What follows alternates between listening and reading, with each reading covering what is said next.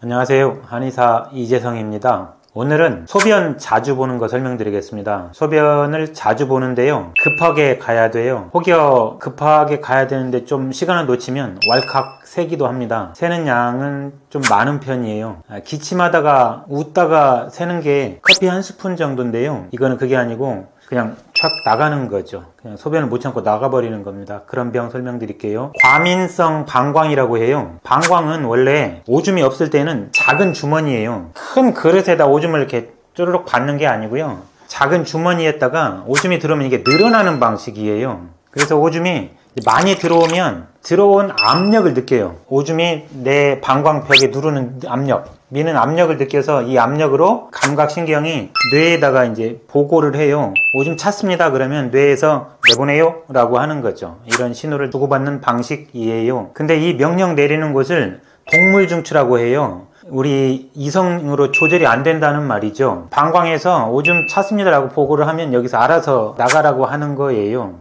우리 생각할 때는 오줌 내 맘대로 싸는 것 같잖아요. 근데 그렇지 않고 그냥 오줌 나올 수 있는 자세만 취해주는 거고, 소변은 지가 알아서 나가는 거예요. 근데 우리가 오줌을 끊었다 내보냈다 끊었다 내보냈다 해봤잖아요. 되는 것 같잖아요. 근데 그게 아니고 끊는 것만 가능해요.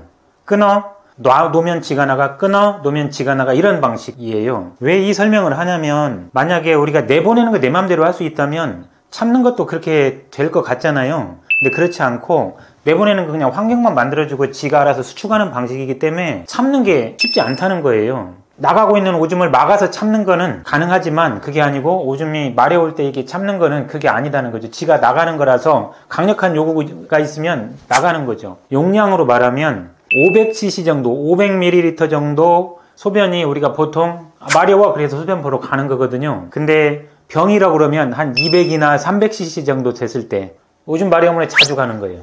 큰 걸로 하나쯤 되면 대부분 2시간 넘어서 한 번 가는데, 작은 걸로 하나씩 하니까 1시간에도 가고 30분에도 가는 거고요.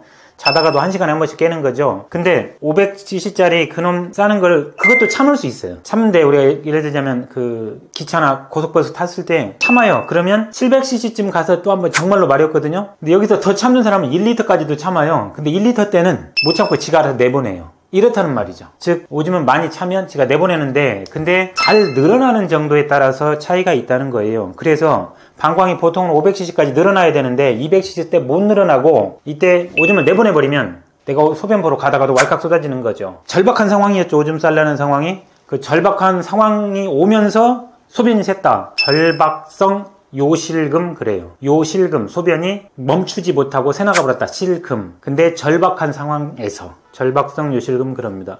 그래서 치료는요, 방광이 잘 늘어나게 하는 거예요. 대표적으로 방광이 잘 안 늘어나는 원인이 노화예요. 50세, 60세가 되면 호르몬 양이 줄어들면서, 왜 호르몬이 줄어들면 우리도 근육도 좀 굳잖아요. 관절 범위가 굳잖아요. 그런 것처럼 방광도 굳는다고 생각하면 돼요. 이 굳는 것을 유들유들하게 눌려주는 것이 치료예요. 방광 노화를 막아주는 한약재들이 있습니다. 들어봤을 만한 한약재로는요, 오미자, 산수유 있습니다. 배뇨 훈련이라는 게 있어요. 2시간 정도 되면 500cc 됐다고 그랬잖아요. 근데 1시간이면 200cc 밖에 안 된다고 그랬잖아요. 1시간 만에 마려우면 한 30분 참아요.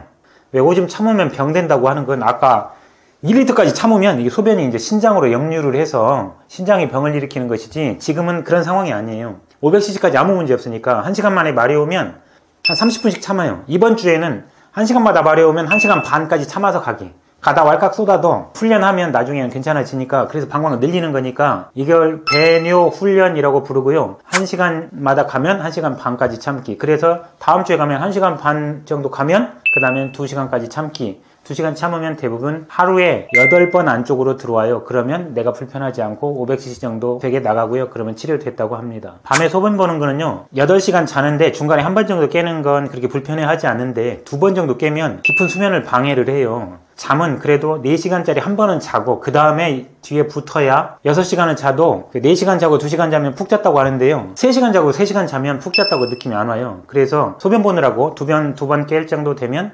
3시간, 3시간, 2시간이잖아요. 그러면 푹 못 잤다고 한다고요. 그래서 2번부터는 치료 대상이라고 생각하면 되는데요. 말한 대로 참을 수 없다고 그랬잖아요. 지가 알아서 내보내는 거라고 그랬잖아요. 그래서 자다 깨서 소변을 더 참고 가기, 이런 건 별로 의미가 없고, 저녁에 물 안 마시기 좀 해봐야 돼요. 우리 보통 물 많이 마시면 좋다고 하잖아요. 근데 갈증은 인체가 잘 진화된 항상성 기전이 있어요. 물이 부족하면 물을 달라고 해요. 갈증이 나요.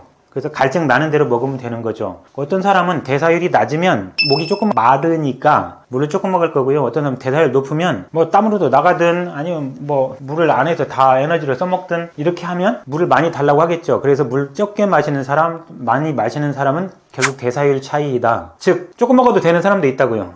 그래서 저녁에 물 많이 마시는 거 부담 갖지 말고요. 목 마르지 않으면 마시지 마요. 또는 자기 전에 한 4시간 전에는 물 안 마시기 해서 나을 때까지, 소변 보는 횟수 줄어들 때까지만 저녁에 물 안 마시기가 제일 중요해요. 마사지법 말씀드리겠습니다. 허리 뒤쪽에 보면 신수라는 혈자리가 있어요. 여기를 손으로 마사지하기가 좀 어렵고요. 폼 롤러로 대고 마사지 해주면 돼요. 아니면 뭐 나무 토막 놔도 되고요. 놓고 반드시 하면 척추가 보이니까 조금 옆으로 대면 그 자리에 오거든요. 신수혈이에요. 그리고 체조법이 있는데요. 골반 안쪽으로 피가 좀 돌게 하면 방광으로 아무래도 피가 많이 갈 거 아니에요? 그러면 얘가 좀 젊어질 텐데 앉은 비둘기 자세라고 해요. 알려드리겠습니다. 방광으로 피가 간다고 해서 방광 그 포인트라고 딱 특정한다고 생각하지 말고요. 여기쯤으로 피가 돌게 한다 이런 생각하면 돼요. 옆으로 이 끝에 골반 라인을 평행하게 놔요. 얘도 안 되면 이렇게 놓고요. 되면 이것도 평행하게 놔요. 그 다음에 이걸 먼저 내려놔요. 그 다음에 얘를 살짝 올려서 반듯하게, 이 다리 반듯하게 놓고 가능하면 들어주는 거죠. 그래서 숨을 깊이 들이쉬는 거예요. 반대쪽으로도 하는 거고요. 이거를 조금 오래 있어야 돼요. 한 1분 이상씩 그대로 있는 거죠. 되는 만큼 하면 여기 금방 좀 열감이 느껴지거든요. 그러면 여기 피가 돌았구나 이렇게 생각하면 됩니다. 감사합니다.